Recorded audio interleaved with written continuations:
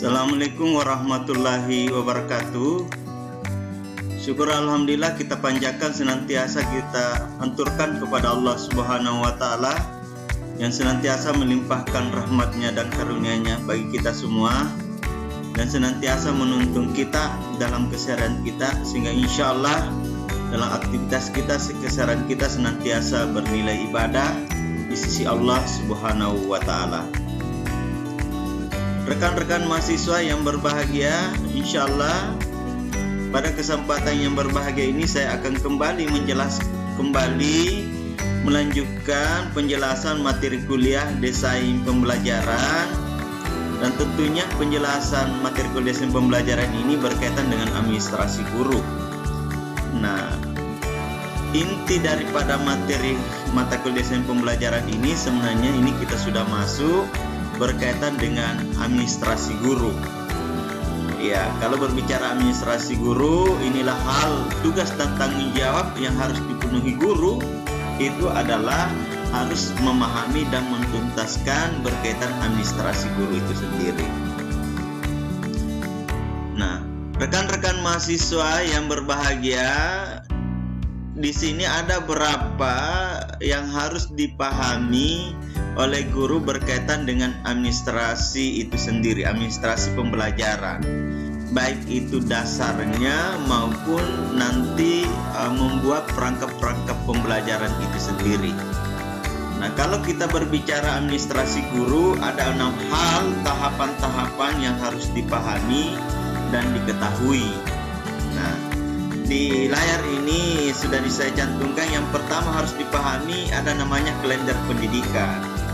Yang kedua ada yang harus dipahami bagaimana guru menganalisis pekan efektif dan pekan tidak efektif, dan tentunya dasar pijakannya itu dari kalender pendidikan. Yang ketiga ada namanya program tahunan, ya.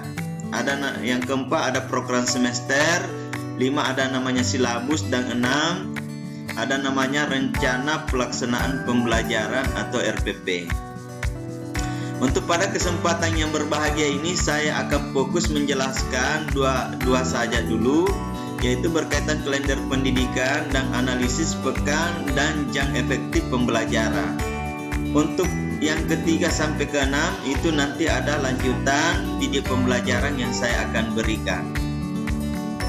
Rekan-rekan mahasiswa yang berbahagia, baiklah saya akan pertama menjelaskan berkaitan dengan kalender pendidikan. Kalender pendidikan adalah pengaturan waktu untuk kegiatan pembelajaran peserta didik dalam 1 tahun ajaran. Nah, kalender pendidikan itu mencakup permulaan tahun ajaran, di mana di dalamnya ada namanya pekan efektif dan ada namanya pekan tidak efektif atau hari-hari libur. Pekan efektif belajar adalah jumlah pekan kegiatan pembelajaran untuk setiap tahun pelajaran. Nah, ini menjadi acuan. Jadi rekan-rekan mahasiswa yang berbahagia, nah kalau kita berbicara kalender pendidikan, tentunya di setiap dinas pendidikan itu setiap tahunnya itu ada kalender pendidikan yang disusun dan dibuat dan di breakdown ke setiap satuan pendidikan, setiap sekolah itu, SD, SMP, SMA itu dia mengandung kalender pendidikan yang telah disusun oleh dinas pendidikan, lalu kemudian menyesuaikan dengan kebutuhan di setiap satuan pendidikan, dan satuan pendidikan itu menyusun masing-masing kalender pendidikan. Nah, kalender pendidikan inilah menjadi acuan, menjadi patokan guru untuk menyusun perangkap-perangkap pembelajaran yang berkaitan dengan program tahunan, program semester, silabus, dan RPP. Tidak mungkin program tahunan, semester, silabus, RPP itu lahir kalau tidak ada dasarnya berkaitan kalender pendidikan itu sendiri. Karena arahnya itu tidak jelas kalau tidak memahami yang namanya kalender pendidikan itu sendiri. Nah, dari kalender pendidikan inilah kita telaah, kita analisis mulai di awal tahun ajaran baru ya, mulai bulan Juli itu Juli ya, kalau berbicara semester Juli ya sampai Desember, lalu kemudian dilanjutkan di semester awal dan dilanjutkan di semester 2. Nah, inilah salah satu contoh kalender pendidikan yang saya perlihatkan, dan setiap tahunnya ini ada disusun yang namanya kalender pendidikan. Rekan-rekan mahasiswa yang berbahagia, dari kalender pendidikan itulah kita dapat menganalisis setiap pekan, ya, setiap bulan, setiap pekan yang berkaitan dengan jam efektif pembelajaran itu sendiri. Nah, analisis pekan efektif belajar adalah menghitung jumlah minggu efektif atau pekan efektif yang bisa digunakan untuk kegiatan pembelajaran di kelas setiap bulannya selama 1 tahun atau 6 bulan.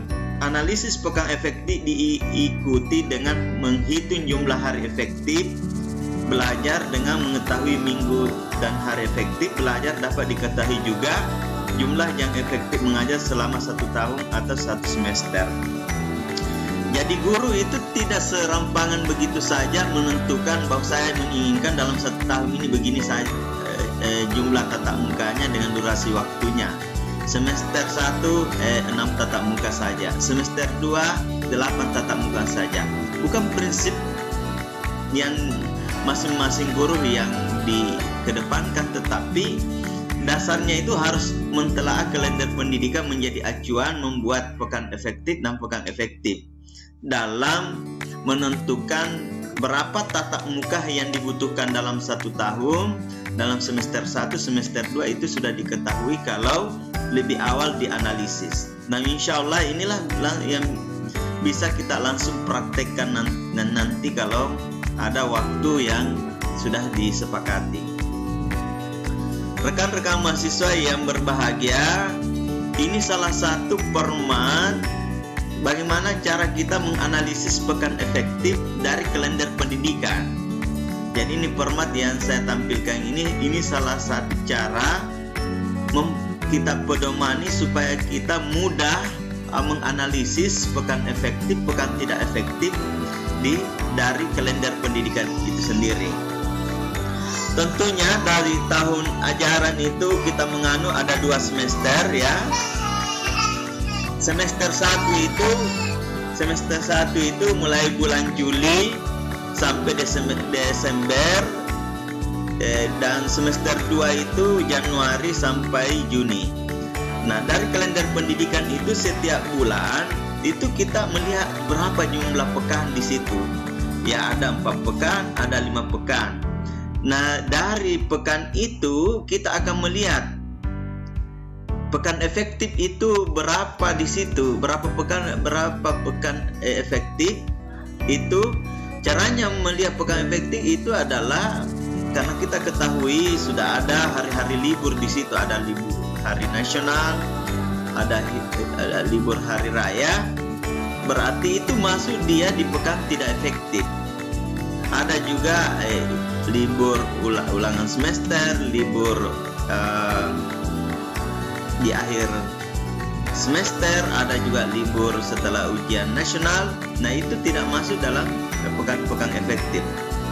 Nah, saya kembali bisa mempersiapkan yang efektif dan tidak efektif di kalender pendidikan di layar ini. Contohnya di bulan Juli itu ya, ini di sini di bulan Juli terdiri dari efektif ini di sini hanya 2 pekan. Itu di pekan keempat dan kelima yang efektif. Nah, pekan pertama 2, 3 itu sudah jelas ya, ada keterangan.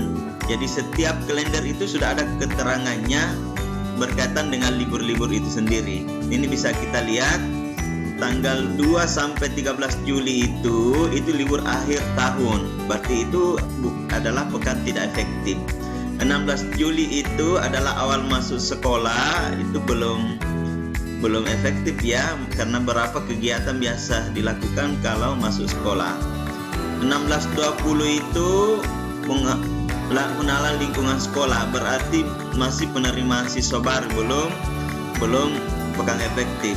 Nah, tanggal 17 Agustus hari ini HUT ya, 22 itu Idul Adha. Nah, 23 ini sampai 31 ini pekan keempat dan kedua, pekan keempat dan kelima inilah yang pekan efektif belajarnya. Nah, itu seterusnya. Jadi sudah ada keterangan-keterangan di situ. Nah, berarti nanti kalau kita kembali ke permati yang saya perlihatkan di sini, berarti di bulan Juli ini jumlah pekan itu kita tulis di sini 5 pekan. Pekan efektif itu hanya 2, pekan tidak efektif itu ada 3. Begitulah seterusnya cara kita mentelaah dan memahami kalender pendidikan tadi. Lalu kemudian kita mengisi kotak-kotak ini, kolom-kolom ini sebagai bagian dari analisis pekan efektif. Nah, sebenarnya ini kan untuk memudah memahami ini kita harus praktek langsung. Jadi begitu. Jadi contohnya tadi itu ya langsung saja di bulan Juli kita menulis di sini 5 pekan. Pekan efektif itu ditulis di sini 2 pekan. Pekan tidak efektif itu ada 3. Jadi berdasarkan dengan keterangan kalender pendidikan itu sendiri. Nah,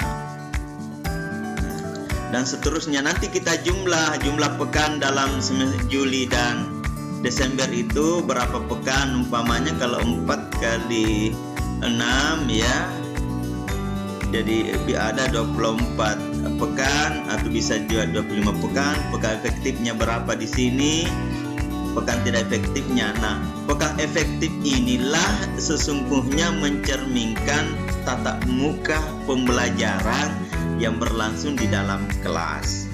Ya, jadi jumlah pekan efektif inilah yang memberikan pemahaman kita bahwa itulah jumlah pekan mengajar kita. Jadi sudah bisa diprediksi dalam 1 tahun itu, semester 1 itu berapa tatap muka mengajar kita, semester 2 berapa tatap muka mengajar kita. Ya, boleh jadi ada tatap muka dari 24 ini ya dikurangi pekan tidak efektif, itulah jumlah tatap muka mengajar kita. Jadi itu ya saya rasa ini penjelasan saya berkaitan dengan kalender pendidikan dari bagaimana kita menganalisis pekan efektif dan tidak efektif. Nah, kalender pendidikan itu adalah dasar kita membuat program tahunan, program semester dan seterusnya. Sebelum lahir program tahunan, sebelum lahir program semester, maka terlebih dahulu kita menganalisis pekan efektif sebagai dasar kita bahwa itulah jam tatap muka yang akan berlangsung di dalam kelas, yang akan dimainkan peran-peran guru itu sendiri. Terasa cukup pertemuan pembahasan saya pada pembelajaran ini. Mudah-mudahan tinggal disepakati 1 hari full itu bisa kita praktek berkaitan dengan administrasi guru semua, sehingga nanti ada tugas-tugas sebagai pengganti mid semester dan final, dan itu bisa saya evaluasi satu persatu nantinya, karena ini bagian wajib kita ketahui sebelum PPL mahasiswa lakukan itu sendiri. Saya rasa secukup penjelasan saya berkaitan dengan materi kuliah kita berkaitan dengan administrasi guru ini. Mudah-mudahan dalam praktek nanti itu ada kemudahan dalam menyusunnya, sehingga insyaallah dalam PPL nanti dan menjadi guru itu bisa betul-betul memahami yang namanya administrasi guru. Kurang dan lebihnya mohon dimaafkan, dan saya ingin mengucapkan bila bisa bilil haq, fastabikul khairat. Assalamualaikum warahmatullahi wabarakatuh.